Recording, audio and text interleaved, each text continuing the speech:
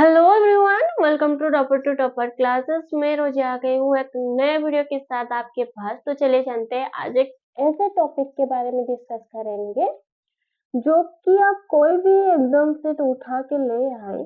कोई भी एग्जाम जो हुआ है उसमें एक ना एक क्वेश्चन इससे आया होगा, ये जरूर आया होगा।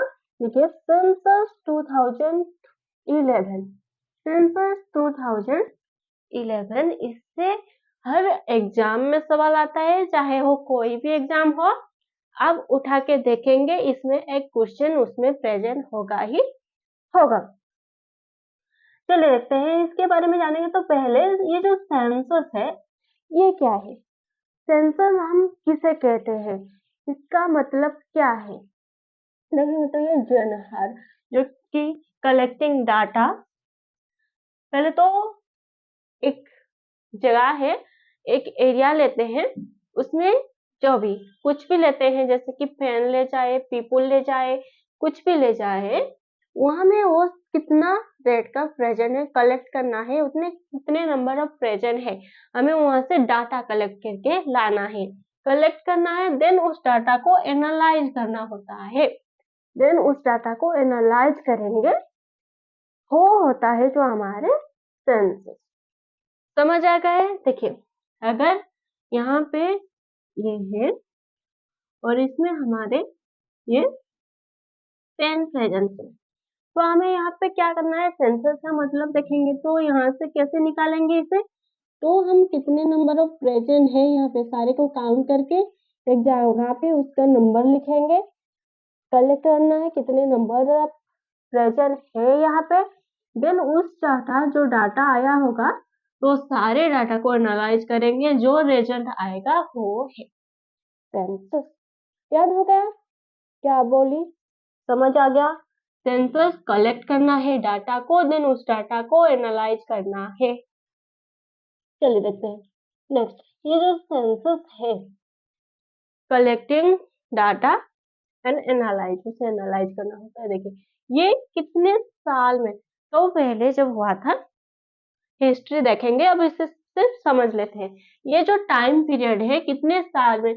हर रोज, हर महीने ऐसे तो नहीं कर सकते है ना। तो देखिए, इसका जो एक टाइम पीरियड होता है, जैसे कि आज इस महीने की, इस महीने में डाटा इतना आया, नेक्स्ट महीने में की, नेक्स्ट महीने में डाटा इतना आया, ऐसे होता है। तो इसका भी एक टाइम पीरियड है जो कि 10 ईयर, 10 साल में एक बार होता है। देखिए, अगर 2001 में ये हुआ है, मान लो 2001 में ये हुआ है, तो इसके 10 ईयर बाद 2010 में ये अगेन होगा। याद हो गया? 2001 में इसका जो हुआ, सेंसस हुआ, इसमें डाटा लाया गया, डाटा एनालाइज करा गया और उसका एक रिजल्ट आया। वो रिजल्ट रखा गया। देन नेक्स्ट, जब 2010 को फिर से किया जाएगा, फिर से डाटा कलेक्ट करेंगे, फिर से एनालाइज करके एक रिजल्ट आएगा। ये जो 2001 का डाटा और 2010 के डाटा में देखा जाएगा कितना ग्रोथ हुआ है, कितना बोर्न हुए हैं, कितने डेड किए हैं, ये सारे चीज इसमें मेंशन रहती है। समझ आ गया सेंसस का मतलब? तो ये होता है एवरी 10 ईयर में एक बार ये सेंसस किए जाते हैं। तो अगर नेक्स्ट देखें तो नडाल मिनिस्ट्री, कोई तो मिनिस्ट्री होगा जो इसे संभालता होगा। तो ये कौन है ना? Home affair, ministry of home affair. ये जो सेंसस, इसके रेस्पॉन्सिबिलिटी रहती है, ये हर 10 ईयर में एक बार होता है, ये वो करवाता है। कौन ना? Home affair, ministry of home affair. यहाँ तक क्लियर हो गया सारे? क्लियर? तो चलिए आगे चलते हैं। देखिए, ये जो सेंसस है, इसे कोई तो समझ रहा होगा, जिसे कि हम कहते हैं सेंसस कमिश्नर। सेंसस कमिश्नर होते हैं एक ऑफिस ऑफ, जो ये इसका होता है, उसमें सेंसर ऑफ कमिश्नर रहते हैं जो इसको रेगुलेट करते हैं, रेगुलेटर जनरल। देन ये किस एक्ट के तहत लागू हुआ था? तो ये एक्ट 1948 याद हो जाएगा, एक्ट 1948। एक बार देख लीजिए।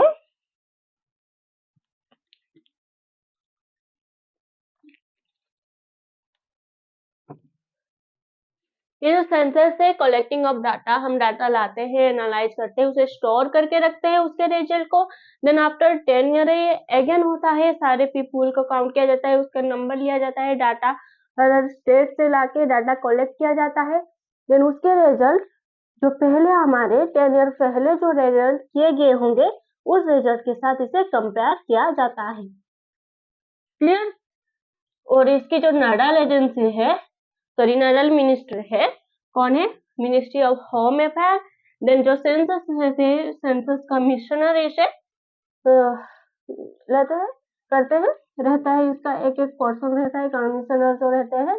देन एक्ट 1948 यहाँ तक क्लियर हो गया। तो चलिए इसकी हिस्ट्री क्या होता है, इसके हिस्ट्री के बारे में जानेंगे, कब चालू हुआ था, कैसे कैसे ये आगे प्रोसेस हुआ, कब जाके इसके जो क्लियरली ये हो गया। देखिए ये जो हिस्ट्री है इसका देखते हैं। History of sense, history of sense.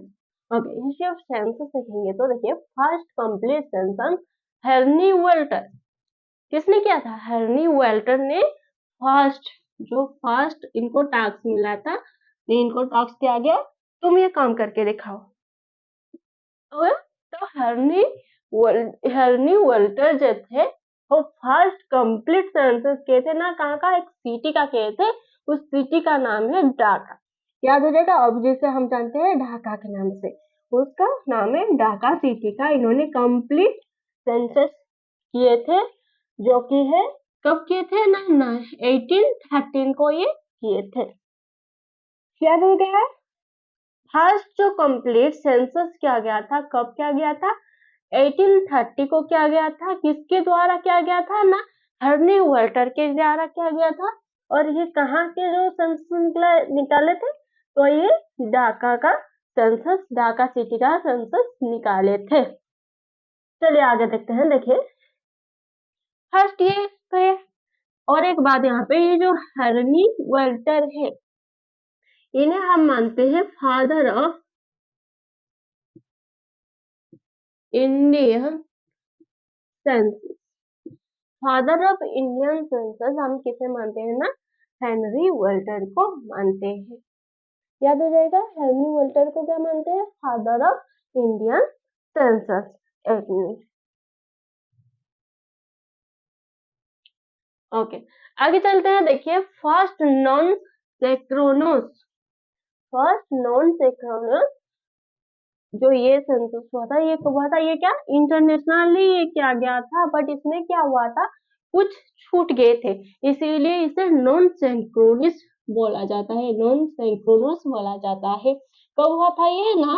1872 को बोला गया था, सॉरी किया गया था। देन उसके बाद जो कंप्लीट सेंसस किया गया था, वो कब किया गया था ना? वो 17 फरवरी 1881 को किया गया था। ये डेट याद रखिए, 17 फरवरी 1881 को किया गया था। देखिए उस वक्त जो फर्स्ट पूरे सबका जो सेंसस किया गया था कंप्लीटली 1881 को, तो उस वक्त जो गवर्नर थे लॉर्ड रिपन थे। कौन थे ना? उस वक्त जो जनरल थे, सॉरी जो गवर्नर थे, लॉर्ड रिपन थे। देन उस समय जो सेंसस कमिश्नर, यहाँ पे देखिए बताए थे, एक सेंसस कमिश्नर रहते हैं, तो उस वक्त ये कौन थे ना? WC Caldwell. याद हो जाएगा, WC कोल्डवेल ये सेंसस कमीशन थे। कब ना? जब हमारा इंटरनेशनली फर्स्ट सेंसस कंप्लीट किया गया 17 फरवरी 1881 को।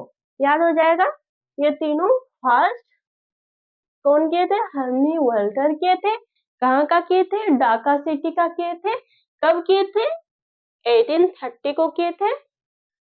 देन फर्स्ट जो नॉन नॉन सिंक्रोनस 1872 को, जो कंप्लीट था वो 17 फरवरी 1881 को ये हुआ था। यहाँ तक क्लियर। और उस वक्त जो गवर्नर थे लॉर्ड रिपन थे, और जो हमारे सेंसस कमीशन थे वो थे W.C. वर्ल्डे।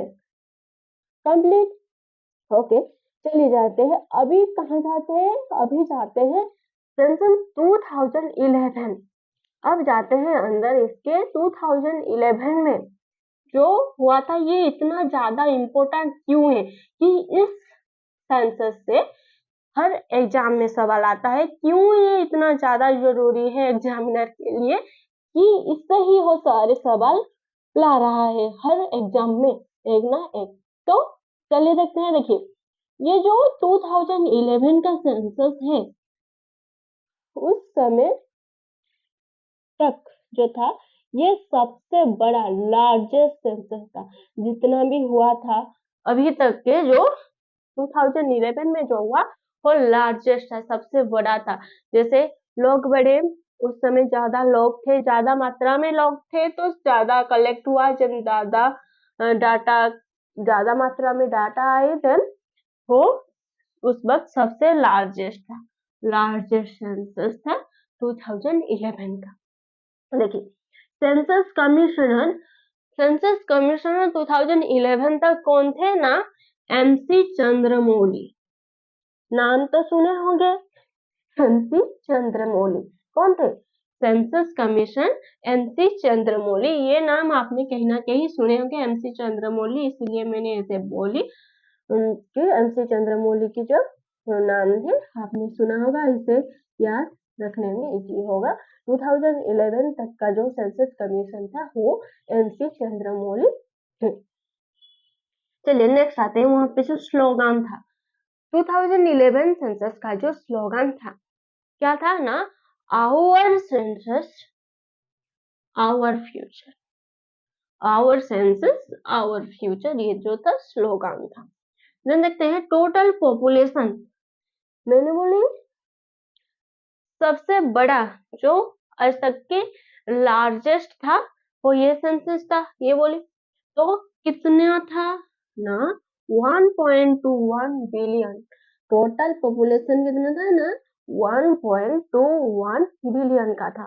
देन देखेंगे जो ग्रोथ हुआ था, जेकेडल ग्रोथ, तो ये था 17.7। कब से कब तक का? ये 2001 से 2011। देखिए 11, 2001 से 2010 तक, ये 10 ईयर हो गया। 10 ईयर के बाद, 10 ईयर कंप्लीट होने के बाद 2011 में सेंसस हुआ, जिसमें कि कितना था ग्रोथ? 17.7%, 17.7% का था। याद हो गया?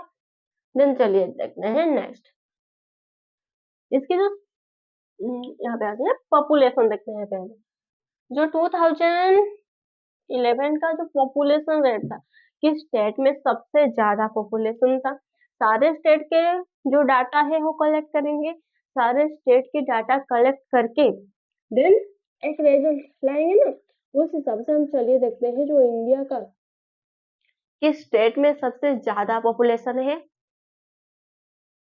ओके, देखिए स्टेट वाइज देखेंगे तो हाईएस्ट पॉपुलेशन, सबसे ज्यादा पॉपुलेशन जो था वो कहाँ पे ना? उत्तर प्रदेश, यूपी। यूपी में सबसे ज्यादा मात्रा में लोग थे। किसके तहत? ये 2011 सेंसस के तहत। देखिए लोएस्ट कहाँ था ना? सिक्किम। ये याद रखिए, सिक्किम। ज्यादा highest Uttar Pradesh, then lowest Sikkim में। ये था state wise. Then union territory, union territory के वाइज देखेंगे तो सबसे ज्यादा, ये तो सबको पता है, दिल्ली। सबसे ज्यादा पॉपुलेशन दिल्ली में ही रहती है। Delhi highest population, Delhi highest population. Then lowest union territory, ये Lakshadweep. L for low, L for low, इसे भी आप याद रख सकते हैं। तो lowest population, L for Lakshadweep, L for low. देखिए डेंसिटी, पॉपुलेशन डेंसिटी, ये तो पॉपुलेशन, पॉपुलेशन और पॉपुलेशन डेंसिटी के बीच पॉपुलेशन और पॉपुलेशन डेंसिटी के बीच क्या देखिए,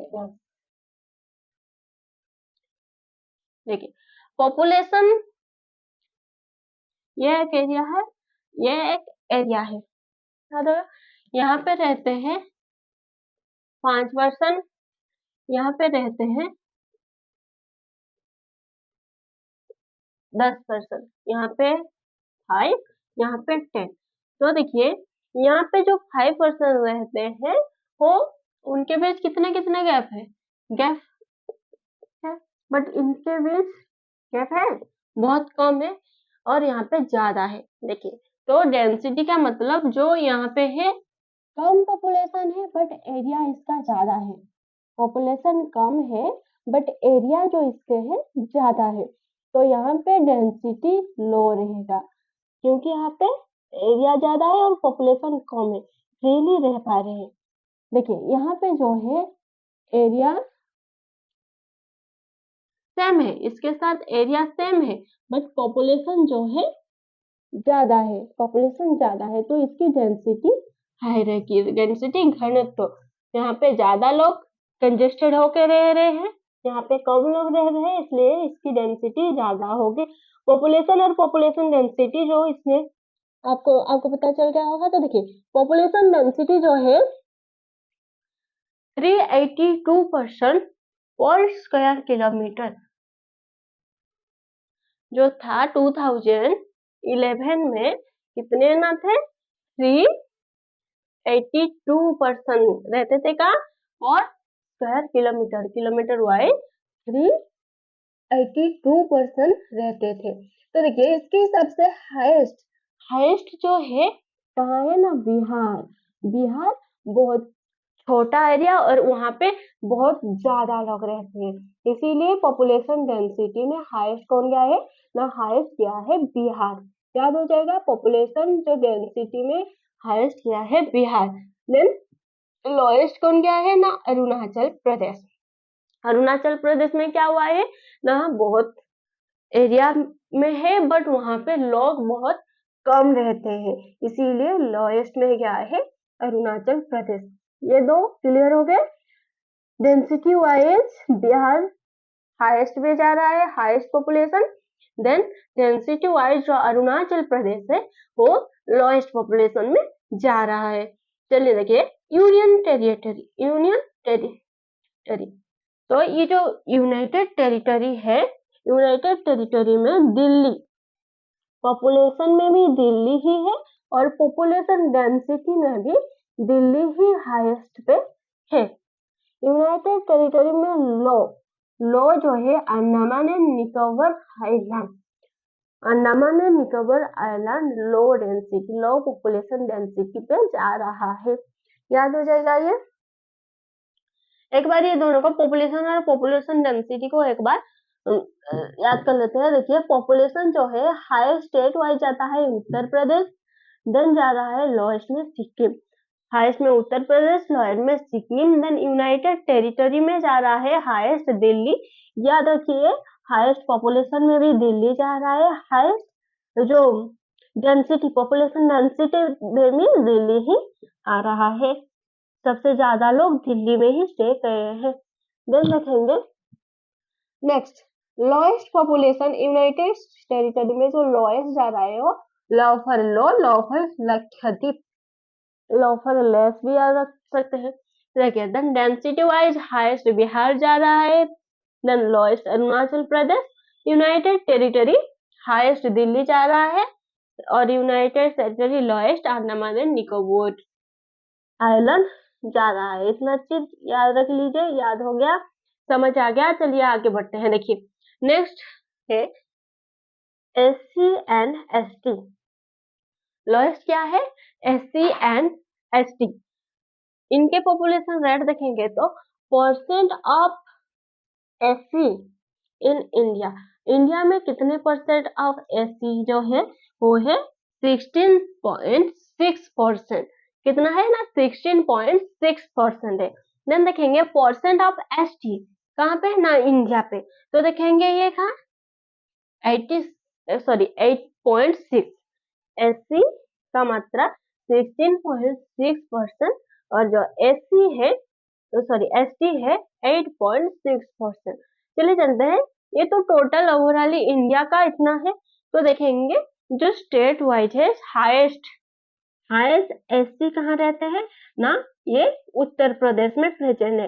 हाईएस्ट नंबर ऑफ जो एससी कैटेगरी के लोग हो उत्तर प्रदेश में प्रेजेंट है। देखिए यहाँ पे हाईएस्ट पॉपुलेशन में उत्तर प्रदेश था, यहाँ पे भी याद रखिए हाईएस्ट एससी जो एससी कैटेगरी के लोग रहते हैं वो उत्तर प्रदेश में ही रहते हैं।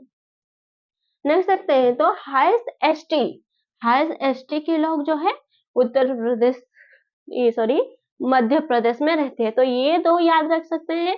UP you mean Uttar Pradesh, sorry ऐसे नहीं होगा, यूपी जो है हाईएस्ट और एमपी जो है लास्ट। ये यूपी एमपी ये याद रख लीजिए, यूपी में ज्यादा एससी कैटेगरी को लेते हैं और एमपी में ज्यादा एसटी कैटेगरी रहते हैं। लोग लगते हैं यूनाइटेड टेरिटरी, ये तो स्टेट वाइज गया। देन यूनाइटेड टेरिटरी में सबसे ज्यादा जो एससी कैटेगरी के लोग रहते हैं वो कहाँ पे ना, दिल्ली। तो 3 हो गया। पॉपुलेशन वाइज दिल्ली हाईएस्ट रह रहा है। यूनाइटेड स्टेट जो highest population density, population wise highest, population density wise highest. Then ये एससी में हाईएस्ट, किसमें ना एससी में हाईएस्ट।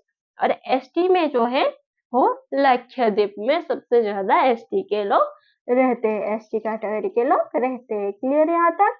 ओके चलिए देखते हैं यहाँ पे और एक पॉइंट लेते हैं जो कि हमारे sex ratio. Okay sex ratio लेते हैं तो देखिए जो number of female, okay sex ratio क्या होता है वो बोले पहले तो नंबर ऑफ फीमेल पर 1000 male in the population. Total जो पॉपुलेशन है उसमें डिवाइड कर दिए 1000 मेल में कितने फीमेल प्रेजेंट है, तो वो बोला गया है नंबर ऑफ फीमेल पर 1000 मेल इन द पॉपुलेशन। तो देखिए एडल्ट सेक्स रेशियो जो है ये 943 पर 1000। तो देखिए हाईएस्ट सेक्स रेशियो कहाँ पे है ये ना, केरला पे। हाईएस्ट सेक्स रेशियो कहाँ पे है ना, केरला 1084 पर 1000।